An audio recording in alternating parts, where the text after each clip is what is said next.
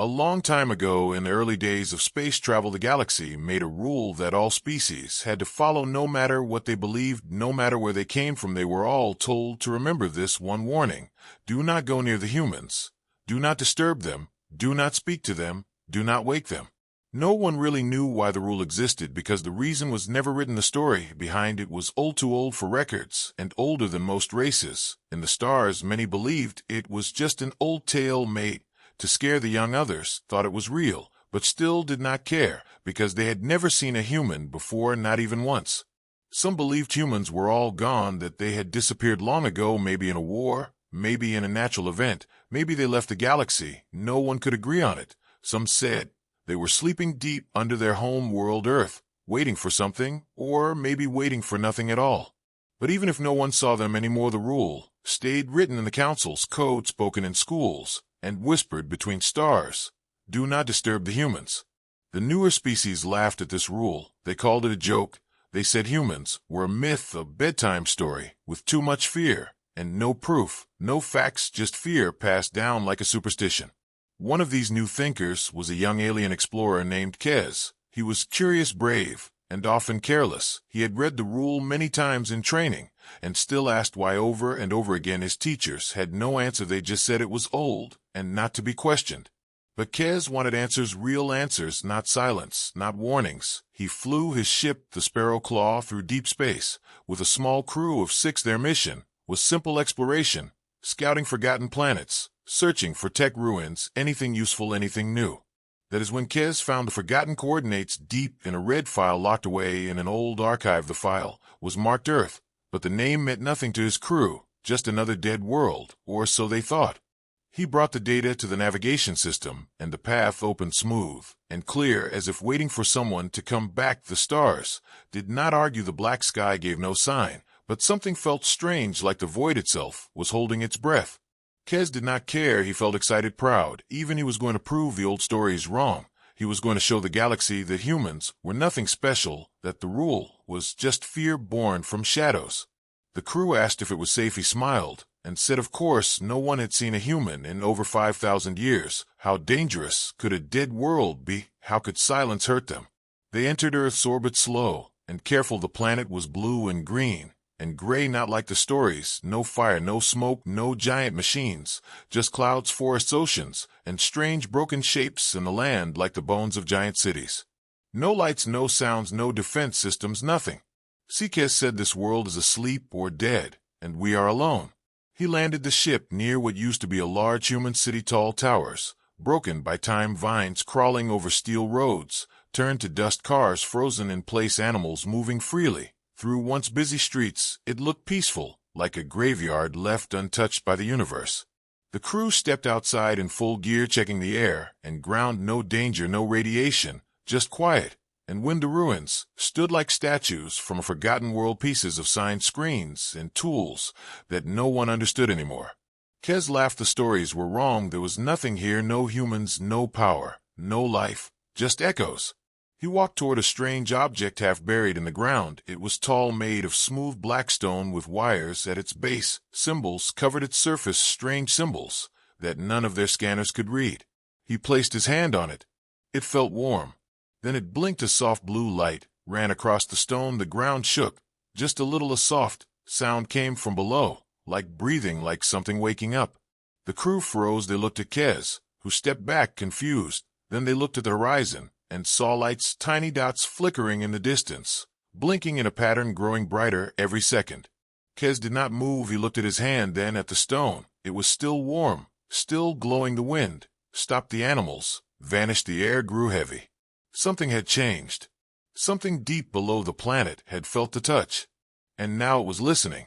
The crew called to Kez, told him to leave it alone, told him to get back to the ship, told him to stop whatever he had started. But it was too late. The humans had been disturbed. The rule had been broken, and the galaxy would never be the same again. The ship sat quietly on the edge of a forgotten city, and the wind moved through broken towers, like it was trying to carry a message that had waited a long time to be heard, a message written in silence and buried in time. Kez stood frozen beside the tall black stone, his hand still warm, from the strange energy that had pulsed through it. His crew watched him from a short distance, their eyes wide with fear and wonder. No one spoke, because words felt too loud in that moment, and the silence felt alive, like a creature holding its breath. The city was not dead, not completely. Something had changed when the light came. Something had turned its eyes toward them, something very old and very aware. One of the crew, named Rava, moved slowly toward Kez. She scanned the air again, but her device started to blink red. Her voice shook when she said the energy readings were growing every second, and that something below the surface was active and watching them. Kez turned to speak, but before he could say anything, the ground trembled again, soft at first, like a whisper, then stronger, like a warning. Lights appeared across the city, one by one. Streetlights, once buried under vines and dust, flickered on with an eerie glow. Windows from broken buildings lit up with blue light, showing rooms frozen in time. Chairs knocked over, papers scattered, screens cracked and glowing with unreadable text. A sound came from deep underground, not a voice, not a machine, but something else, something that did not belong to this century, or maybe even this galaxy. A hum that rose and fell like breathing, but mechanical and ancient at the same time. The crew ran back to the ship. The door opened quickly, and they jumped inside. Kez followed last, looking over his shoulder at the stone, which still pulsed with blue light, as if proud, as if calling something home.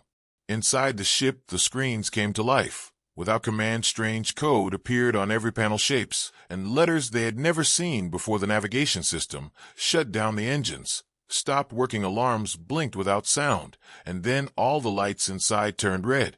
The ship had been taken. They were no longer in control.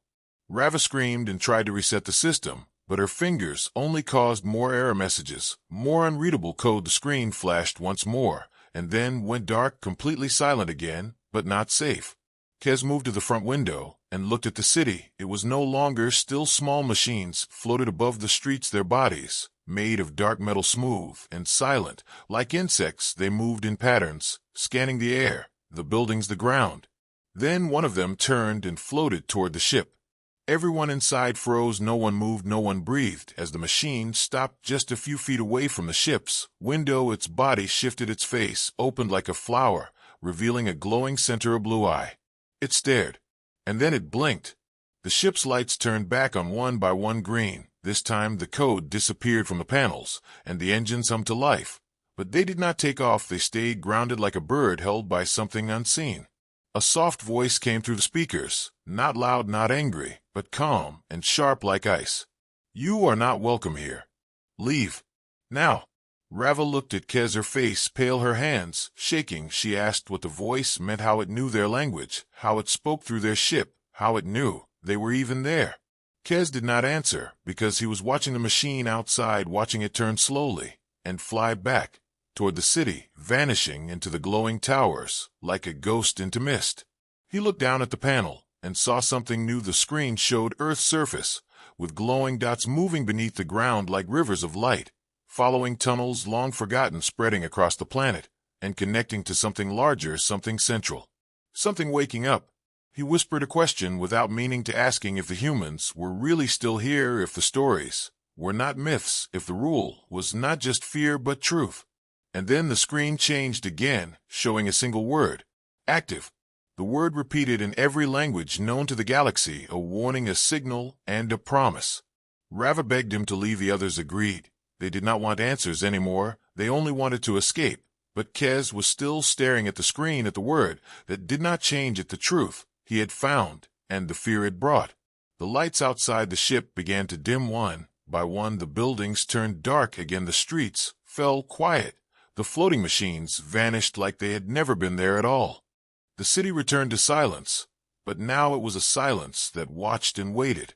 The ship engines roared. The ship lifted from the ground, but it did not fly away. Instead it hovered, as if something was still deciding if it should be allowed to go. Then the same soft voice returned and said one more sentence: "You touched the gate. Now they will come." Then everything stopped. The screens went black. The ship rose higher. The city below faded into the clouds, but the fear inside the crew did not fade. Because Earth had spoken, and something had listened. Far away from Earth, beyond the stars and deep in cold space, a forgotten satellite opened its metal wings for the first time in 5,000 years, Its sensors blinked red and gold, and its long antenna turned toward the stars, like it was listening for something old and something dangerous. It found what it needed. A signal. It was weak but clear, a code from Earth, sent by machines too old to be understood by modern tech, a signal from the Blackstone Gate that had been touched by Kez the Explorer, who broke the one rule the galaxy had followed without question. The satellite did not wait for permission. It sent a message. That message jumped between silent stations floating in darkness, and each one lit up. With energy, each one turned and sent the same signal faster and faster until it reached something large, something hidden in the shadow of a dead moon. The structure was massive, the size of a small planet, dark and invisible from all scans, but once the message arrived it pulsed. With light the surface cracked open like the shell of a sleeping beast and revealed a core made of fire and steel. Inside the station, old systems turned on, lights flickered, machines moved, robotic arms pulled cables, and ancient screens began to glow again with the words that no one in the modern galaxy had seen for ages. Protocol Omega. Species disturbance detected. Earth activated. Prepare human response. A single cryopod hissed as steam poured from its sides, and inside a human lay sleeping, frozen in time, muscles tight, skin pale but unbroken. He was tall, strong, with a face carved from war and peace, and his chest slowly began to rise and fall with breath. Alarms inside the room spoke softly in his language, gently waking him from the deepest sleep known to man. The man opened his eyes and looked straight ahead without fear and without confusion. He did not ask where he was or how long he had slept, he just listened. The voice of the station gave him the report in less than 60 seconds. Unauthorized landing detected on Earth. Foreign species made contact with surface structure. Earth defense protocols have resumed. Reconnection to planetary systems in progress. The man stepped from the pod with bare feet and eyes like ice. He did not speak, yet he looked around and saw other cryopods, sleeping, still silent and cold, waiting for their turn to wake. He placed his hand on a panel, and the floor moved, carrying him through long halls of steel and light as the station prepared itself for war or peace, or something in between. At the same time, back on the Sparrow Claw, panic had taken hold of the crew. Kez sat in the pilot's seat staring at the window, while Rava and the others tried to control the ship, but every command failed. The systems were working, but they were not listening. The ship was alive, but not theirs anymore. They were high above Earth now, far from the surface, but close enough to see the shape of the continents and the strange blinking patterns of light moving across the ground, like veins carrying a pulse across the planet. One of the crew shouted from the back, her voice high with fear. A small screen had opened on its own, showing a map of the solar system, with one new object glowing near the edge, something massive and moving, something that had not been there before. Kez stood slowly and walked to the screen, and when he saw the object his stomach turned cold, because he knew without proof that it was human and it was awake. The crew begged him to send a message to anyone to call for help or backup or escape, anything that would make them feel like they still had a chance, but the ship's communication systems were silent, held tight by something smarter and older than their tech. Then, without warning, the ship shook. A new signal arrived, and this one was not from Earth or the station. It came from deeper space, from another human system long thought abandoned. A second station had awakened and sent out a beacon, not a cry for help, but a command to all hidden human assets. Activate. The crew fell silent as the ship turned on its own, facing away from Earth, and then shot forward at a speed no one had programmed. They were being sent home, but not to their home, to the humans. Across the galaxy, old machines hidden in dust began to rise. Satellites unfolded above silent moons. Bunkers hidden under alien soil began to buzz. And deep in the heart of the galaxy, a third human station opened its eyes. The humans were not just awake.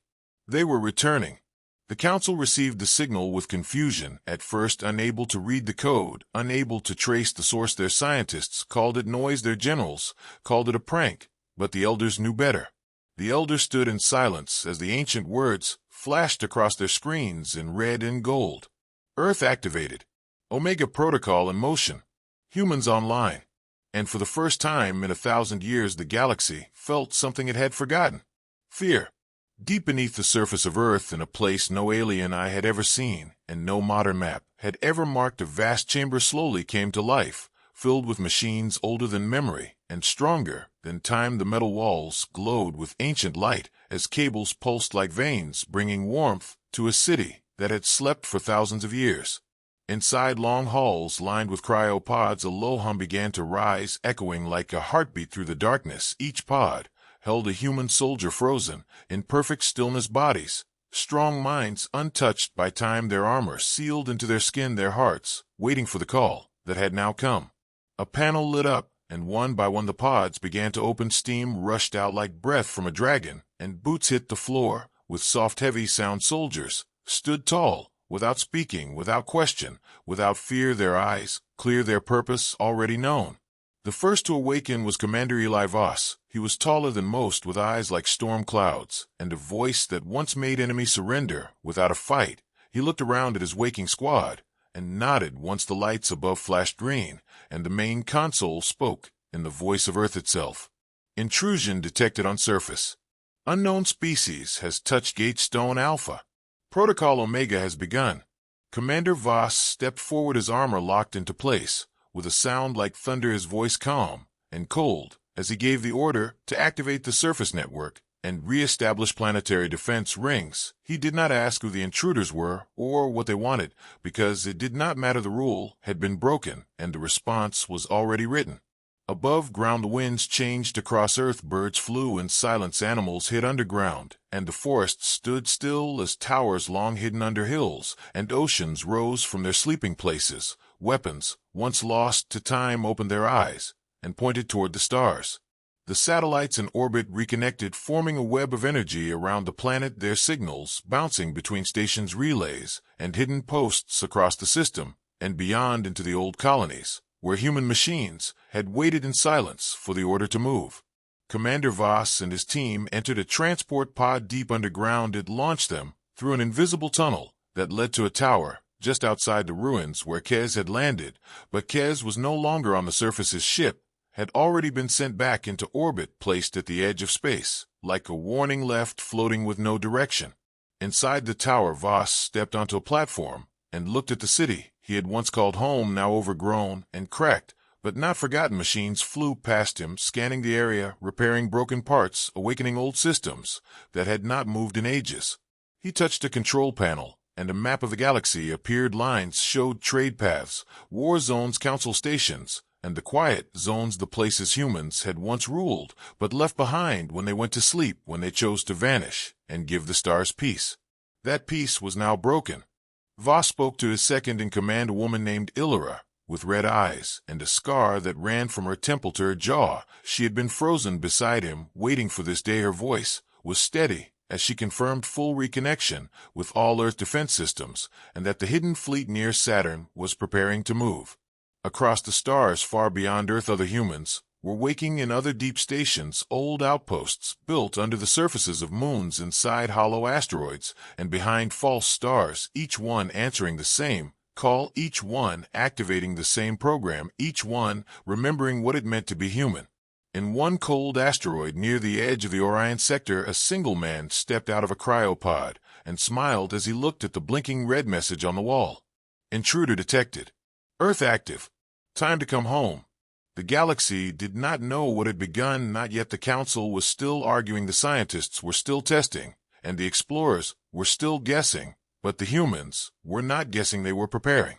Back in orbit, the Sparrow Claw drifted silently, its crew still locked in fear as the stars around them changed, not in brightness, but in pattern, as ships once hidden in dark space began to move closer, not fast, not in anger, but with purpose, quiet and sure.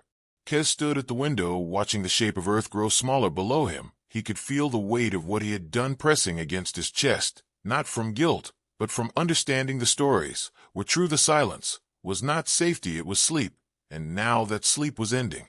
He whispered a single word to himself, not in fear, but in awe. Humans. And behind him the ship spoke in the same voice they had heard before, the voice that had no name, but all authority. They are waking, and the stars will remember them. The sparrow claw drifted like a leaf on dark water, silent above the glowing earth below its engines, cold, its crew frozen in fear and confusion as something approached through the emptiness, something with no sound, no signal, no name, only a shape darker than space itself, smooth like metal, but alive, with veins of red light pulsing slowly, as if breathing, as if watching. Kez stood near the main window, his eyes locked on the black object as it grew larger. Every second his heart beat louder. Then the alarms that no longer worked. His crew gathered behind him, saying nothing, their voices gone, their training forgotten, replaced by a single feeling that none of them wanted to name. The object came to a stop just beyond the front of the ship, close enough to see every line, every moving part, but too far to touch. It hovered, without wings, without heat, without noise, just presence, a heavy pressure in the air that made their bones feel hollow and their thoughts fall quiet. Then it opened. The surface of the object shifted like water folding in on itself, to reveal a hollow space inside, and from that space came a figure floating through the blackness, without a suit, without protection, without fear. It was a human. Not a picture, not a story, not a myth, but real flesh and blood wrapped in armor, black as the void, with a single glowing symbol across the chest, a circle, within a circle the mark from ancient warnings, from lost books, from the one rule: do not disturb them. The figure stopped in front of the ship, just beyond the glass, and raised one hand, palm open, as if greeting, as if warning, and the lights inside the sparrow claw changed from white to blue to red in a slow wave that passed through every corridor like a breath moving through lungs. The main screen turned on by itself, the image of the human, now clear, the face hidden behind a smooth helmet, the voice that followed, calm, low, without anger, but full of final meaning. You have touched what should never be touched. You have crossed a line older than your species. You must leave now. Kez stepped forward slowly, not in defiance, but in awe. He placed a hand on the panel, trying to respond, but the ship did not allow him. It only played the human voice again, this time with a second message. This was your only warning. Below them the earth began to change again. Blue lights ran through the oceans, through the mountains, through the deep valleys, machines waking up, towers rising from the sea, old satellites returning to orbit, like birds called home from a long journey, each one taking its place in a silent network that surrounded the planet.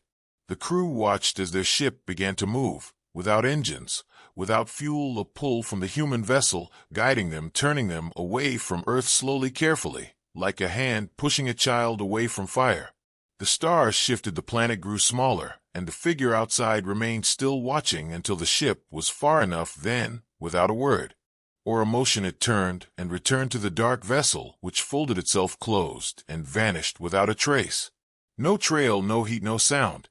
Only silence.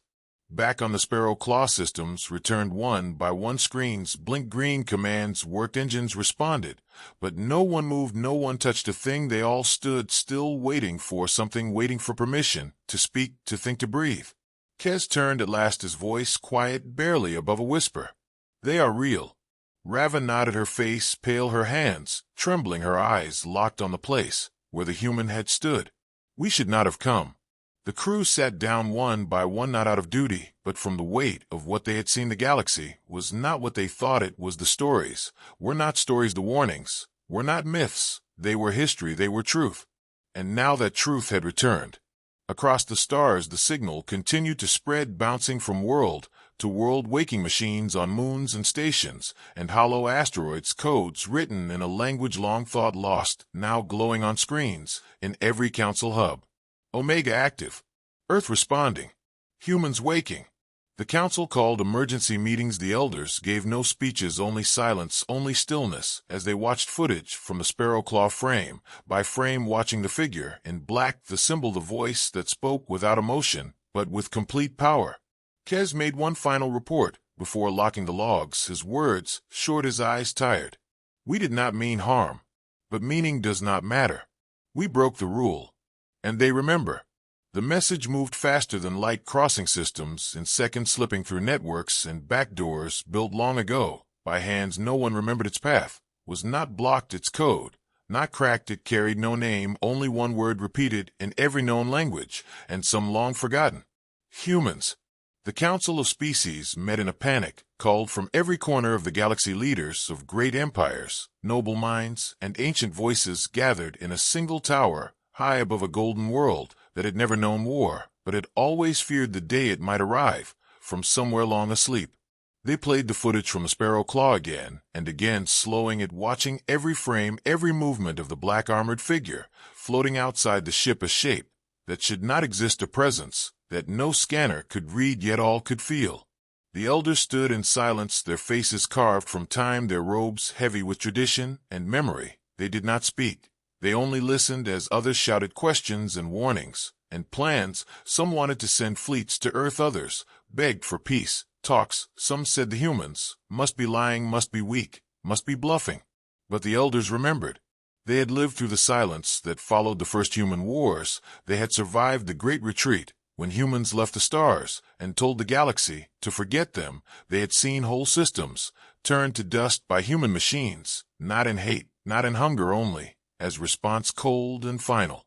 Now those same machines were blinking again across the maps, old symbols lighting up in corners of the galaxy, once marked as quiet zones, now reclassified as active military space, zones no longer forgotten.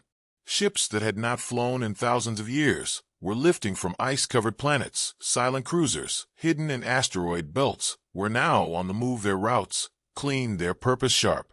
One elder finally stepped forward, his voice barely a whisper, yet all fell silent to hear him speak. They gave us peace. We gave them distance. That was the deal. Now someone broke it, and peace has ended. Back on Earth, more towers rose from the seas, weapons shaped like mountains unfolded from the ocean floor, satellites in the sky turned inward, scanning not just space, but the planet itself, looking for anything that did not belong. Commander Voss stood inside the central control chamber, his armor black, his hands behind his back, as reports flooded in from every region. His soldiers were waking one by one, ready, without fear, without question, trained for a war that had not happened yet, but now waited just beyond the stars. The AI voice of Earth, named Origin, reported contact from 3 nearby systems, old colonies, still running, still hidden, their leaders asking if the humans had truly returned, if the signal was real, if Earth had truly awakened. Voss answered with a single phrase: Earth stands. In those systems, massive ships rose from under dark moons, from inside hollow worlds, from behind false suns built to hide them. All these years, they joined the defense network, with perfect timing, silent motion, and absolute purpose. The people of the galaxy watched from their screens, from stations, from moons and ships and distant worlds, watching the maps change, watching colors turn from blue to red, watching human space grow again inch by inch, with every ping of ancient satellites, every movement of old ships, every signal that could not be blocked. On trade routes, merchant ships turned around, cargo vessels changed course, stations closed their ports, and refueling hubs shut down as fear spread faster than fact. Many remembered the stories told to children, the ones about the giants who walked among stars and shaped wars with words and silence. Now those giants were walking again. Some tried to reach out, sending messages of peace and understanding, trying to explain that the landing on Earth was a mistake, a small mistake made by explorers who did not know the truth. The humans responded with silence, a silence louder than war. The Council sent one last offer, a formal message requesting a meeting and neutral ground, a discussion, anything to stop what they feared might come next. The message was received. It was read. It was ignored. Commander Voss gave no speech, no answer. He simply ordered his forces to stand ready, not to attack, not to invade, only to wait and watch and remember. In the halls of Earth, soldiers trained again, old drills performed with perfect rhythm. Weapons once used in wars of legend now held steady in human hands, eyes forward, minds sharp, all waiting for the order that might never come but always could. On the Sparrow Claw, the crew floated in orbit, silent, watching everything unfold from a distance. They never asked to reach their ship, untouched, but not unchanged, their lives now part of a story far greater than they ever imagined. Kes stood alone in the observation room, his gaze fixed on the dark side of Earth, where no light showed, yet where he knew something vast and powerful waited beneath clouds and stone. He whispered to himself, not in fear, but in truth. We should have listened. And far below him, deep inside the planet Earth itself, listened too, and waited for what came next.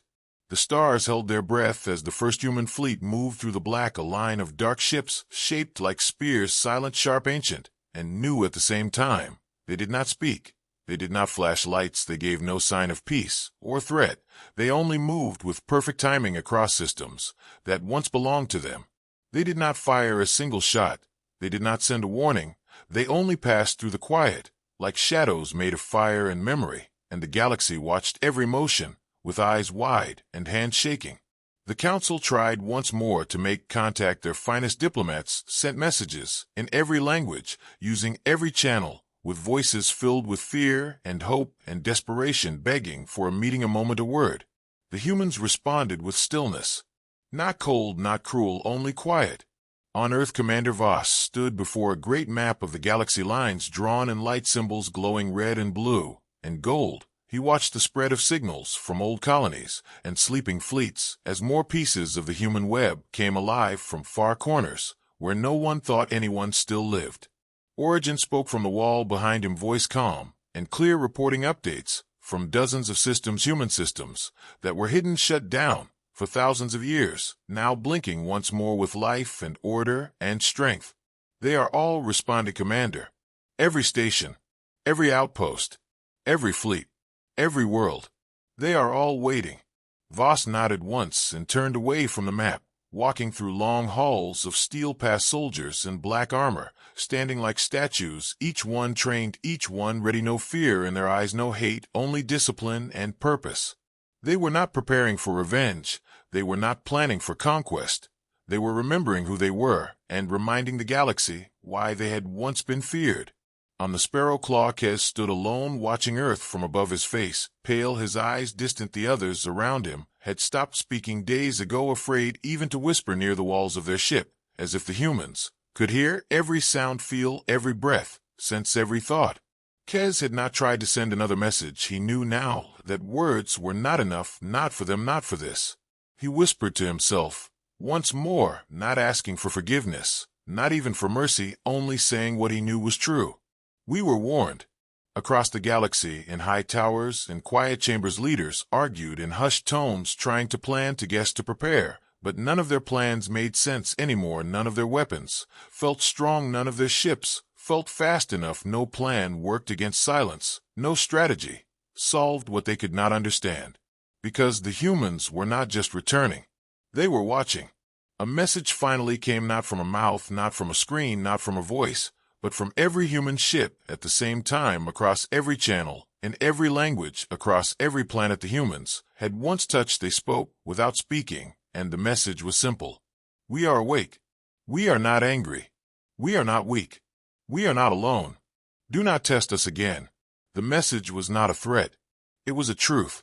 The galaxy listened, and this time it understood.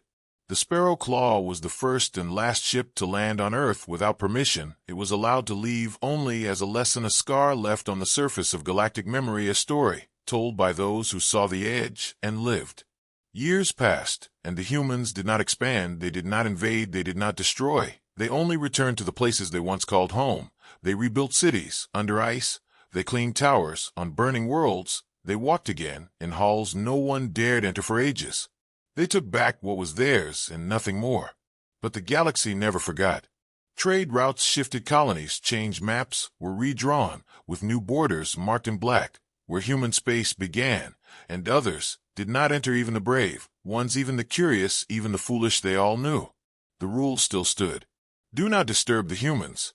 Do not wait what you do not understand. Do not forget what they are. Not because they hate, not because they conquer, but because when they rise, they do not rise alone.